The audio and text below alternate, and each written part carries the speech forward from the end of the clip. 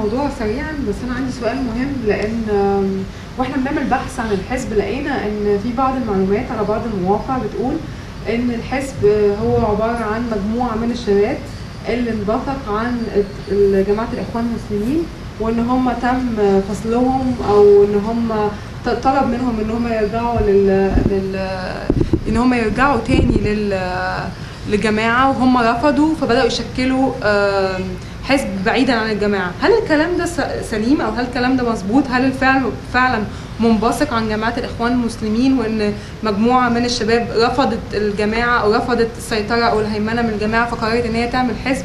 فممكن تحكي لنا شويه عن الموضوع ده وتقول لنا ايه الحقيقه في الموضوع ده؟ يعني بسم الله الرحمن الرحيم. في البدايه لازم نشكر استاذه منى ونشكر معهد جوتا والتجربه بتاعه التحليل في لانها تجربه متميزه بتدي فرصه جيده للتواصل ما بين قطاعات مختلفه من الشباب المصري اللي شارك بتجارب مختلفه وبرنامج حافل زي ما عارفين كلنا. التجربه بتاعتنا هي تجربه في الاخر وليده شبابيه، فخرجت فعلا من بوتقه الثوره ومن بوتقه ميدان التحرير.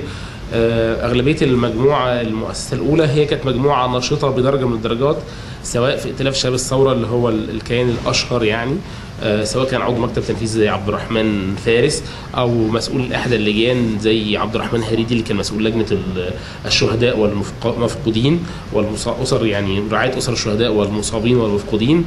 فدي غيرها وغيرهم ناس تانية كانوا اعضاء في 6 ابريل او في حركه بدايه او في غيرها من الحركات الشبابيه. فهي تجربه شبابيه بامتياز، وبنحافظ على هذه التجربه الشبابيه بقدر الامكان. احنا رفضنا ان يكون حزبا لشخص، سواء كان الشخص ده رجل اعمال او نجم سياسي. رفضنا ان هو يكون وده طبعا مخلي عندنا بعض المعاناه. احنا حتى الان رسميا مش حزب مؤسس، رغم ان كنتم ممكن تشوفوا الفيديو اللي شفتوه ده انشطه، في بعض الانشطه في فتره قصيره من شهر 11 لشهر 1 من شهر 11 2011 الى شهر 1 2012، يعني في الفتره البسيطه دي بس كانت فتره مليئه بالاحداث.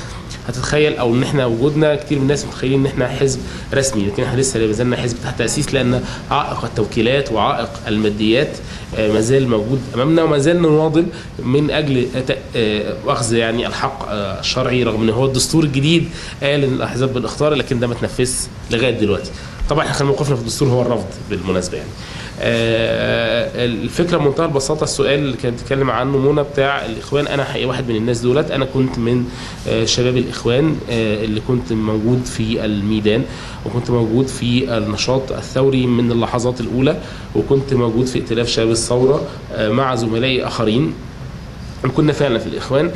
من بعد الثوره حصل خلافات كبيره ما بيننا وبين القياده حول انحياز للثوره وحول فكره تشكل الاخوان ورسميتها، وعملنا مؤتمر اسمه مؤتمر شباب الاخوان. كنا بنطالب فيه ان الجماعه تتغير ويبقى ليها شكل رسمي وشكل قانوني، وان هي ما تخش العمل السياسي بشكل مباشر، وان هي لو هتعمل حزب يبقى منفصل. كل الكلام ده طبعا لم يتلقى او لم يلقى داخل قيادات الجماعه اي نوع من انواع القبول.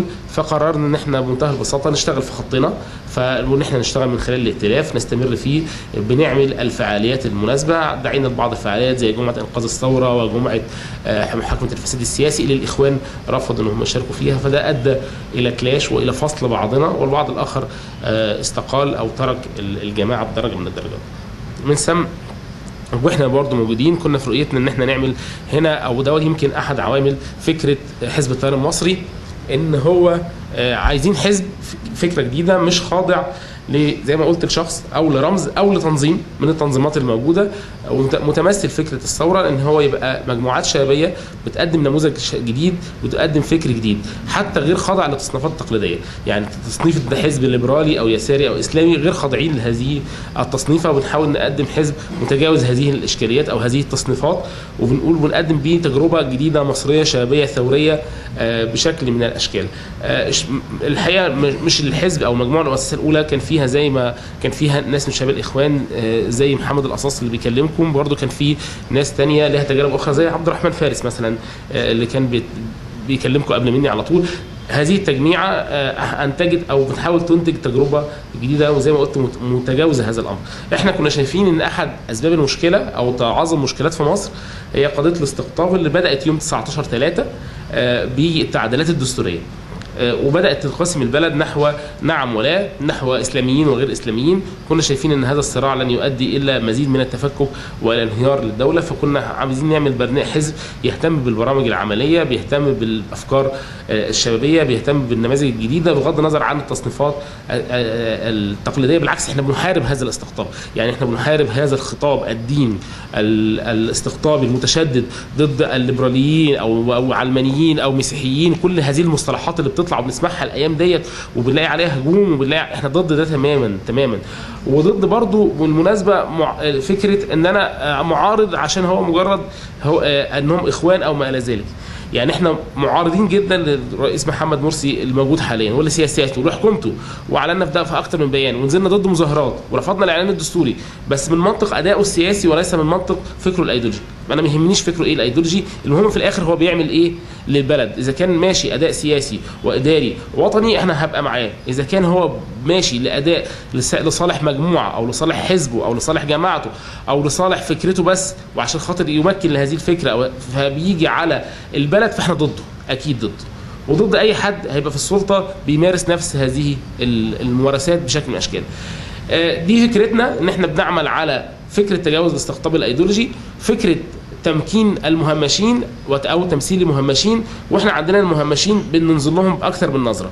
في زي ما قلنا الشباب باعتبارهم من اهم الذين همشوا في عهد السابق وما زالوا يهمشوا لغايه دلوقتي. الشباب تعاني من داخل احزابها، مش بس تعاني انها مش واصله لاي مكان في الدوله، لا بتعاني داخل احزابها. وشايفين اللي بتصدر دايما الشباب بيقصوا داخليا من كتير من الاحزاب، والاحزاب الشبابيه الناشئه زي تجربه التيار المصري ما زالت هي كمان تعاني من نقص من التمويل ونقص في الامكانيات ونقص في الناحيه القانونيه وملاحقات وما الى ذلك.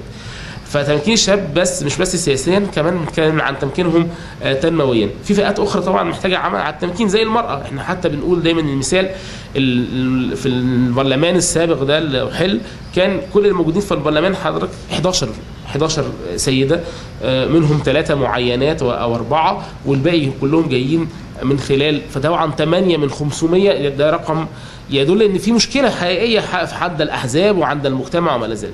طب احنا بنعمل ايه؟ احنا بنحاول على قد جهدنا نقدم النموذج. فنيجي في الانتخابات البرلمانيه في تحالف الثوره مستمره، اللي هو كان بالمناسبه تجسيد لفكره تجاوز الاستقطاب. كان في الكتله المصريه بيقودها حزب مصريين الاحرار وما الى ذلك، وفي التحالف الديمقراطي كان بيقود الاسلاميين، وكان الصراع ما بينهم، انتوا تمثلوا ايه واحنا نمثل ايه. احنا عملنا تجربه جديده، تحالف جديد عنوانه الثوره. احنا هدفنا الثوره، عشان كده خدنا اسم الثوره مستمره. وكان في حزب الليبرالي اللي هو مصر الحريه، حزب يساري اللي هو التحالف الشعبي، حزب التيار المصري احنا بنصنف نفسنا حزب محافظ. كان في اشكال مختلفه بيحاولوا يحطوا برامج عمليه هدفها الاساسي تحقيق اهداف الثوره، لان احنا قايمين بالحزب ده كاداه. كنا عارفين بعد فتره ان ائتلاف شباب الثوره كاداه او غيره من الحركات هي اداه مؤقته تنتهي في لحظه من اللحظات، فلا بد يكون ادوات سياسيه للعمل. فبنسمى في الانتخابات دي قدمنا تجربتين نموذجين للاخرين عشان يقدموه. قدمنا اصغر مرشح شاب على مستوى الجمهوريه من المنيا اسمه محمد جمال، وقدمنا اصغر مرشحه على مستوى الجمهوريه سميه عادل من اسكندريه. احنا ده كنموذج، احنا بنقول لا احنا ده اللي عمل على تمكين الشباب. وتمكين الشباب، تمكين المراه، التهميش الاخر هو التهميش الجغرافي. ولعل عبد الرحمن يذكر ان هو اول رحله للتيار المصري للمحافظات وكان في اسوان. احنا عندنا بدانا من الجنوب، احنا شايفين المحافظات الجنوبيه والمحافظات الحدوديه في مصر مهمشه ولابد من اخذ حقوقها. وكان من احد الحاجات اللي قدمها عبد الرحمن ومحمد اسامه في مجلس الشورى هو مشروع تعديل الدوائر، وقدموا النموذج اللي خدت بيه المحكمه الدستوريه، وهو نموذج المقارنه بين اسوان ودمياط. نفس عدد او اسوان عدد الاصوات الانتخابيه فيها اكثر، ومساحه جغرافيه 36 ضعف مساحه دمياط، دي حوالي 500 متر، ودي حوالي 36,000 كيلو، 500 كيلو متر، ودمياط واسوان حوالي 36,000 كيلو متر. وكان اسوان 6 مقاعد ودمياط 12. يعني لو الارقام مش ما خدتنيش في ضعف في الاعداد. نفس الاعداد الانتخابيه ده 380 وده 370، ومع ذلك فالنموذج ده قدموه الشباب بتوعنا او النواب بتوعنا في الشورى، وطبعا اترفض لان الاغلبيه اللي في الشورى رفضته، الاغلبيه الموجوده من حزب الحريه والعداله رفضت هذا المقترح، لان دوت كانت عايزه تحافظ على نفس تقسيم الانتخابي اللي كسبها انتخابات مره ثانيه. فطبعا احنا قدمنا ده فاترفض، ولكن المحكمه الدستوريه خدت دي وخدت بنفس المثال بالظبط، ودوت ممكن يعني نشرحه اكتر. فالتهميش الجغرافي، التهميش النوعي، في تهميش اخر متعلق بالظروف، واهمها تهميش ذوي الاحتياجات الخاصه، واحنا عاملين مبادره في طيران مصر اسمها مش هتكون لوحدك، همها العمل على ذوي الاحتياجات الخاصه. تمكين المهمشين وتجاوز الاستقطاب وتعزيز الديمقراطيه باشكالها المختلفه، وبنقول ان احنا نتمنى ان نصل الى ديمقراطيه اعلى شويه من الديمقراطيه الموجوده، وهي الديمقراطيه التشاركيه، وده نموذج بيسعى الى ان يكون للجماهير دور اكبر في المشاركه في الفعاليات من خلال حاجتين: المشاركه في التخطيط والمشاركه في الرقابه الشعبيه. الافكار دي اخر فكره بتكلم فيها بشكل سريع، وهي فكره اللامركزيه، اللي بنقول ان مصر عانت كبير جدا في عهد الرئيس المخلوع من المركزيه الماليه والمركزيه الاداريه والمركزيه بشكل من الاشكال. فمن ضمن اهم اهدافنا ان احنا نسعى ليها هي تعزيز فكره اللامركزيه. انا مش هطول على حضراتكم، هدي الفرصه والمجال لبقيه الزملاء يتكلموا عن حاجات. عبد الرحمن كان مرشح للحزب في الثوره المستمره، احنا فعلا زي ما قال عبد الرحمن فارس ان احنا رشحنا، بس احنا لما جت احداث محمد محمود على، انا كنت راس قائمه مصر الجديده ومدينه نصر، راس قائمه شرق القاهره، وعبد الرحمن كان مرشح في الجوله الثانيه. علقنا حملاتنا الانتخابيه في الجوله الاولى، وفي الجوله الثانيه علقنا اغلبيه الفتره، واشتغلنا حوالي 3 أو 4 ايام بس كده، او اقل من اسبوع قبل الجوله الثانيه. طبعا ده اثر بشكل كبير جدا على نتائجنا الانتخابيه، لكن تحالف الثوره المستمره نفسه دخل منه حوالي 10 اعضاء او 9 اعضاء مش من التيار المصري، لكن دخلوا بشكل من الاشكال ثم حل المجلس. فعبد الرحمن هيكلمكم عن التجربه الانتخابيه وعن اداء اللي احنا بنحاول نعمله جوه مجلس الشورى، والدكتوره فاطمه برضه هتكلمكم عن بعض الافكار في مجال الصحه ومجال العمل على الوقت الحالي الاحدث، يمكن نتكلم فيه انا وفارس، والفيديو عن حاجات اكبر شويه.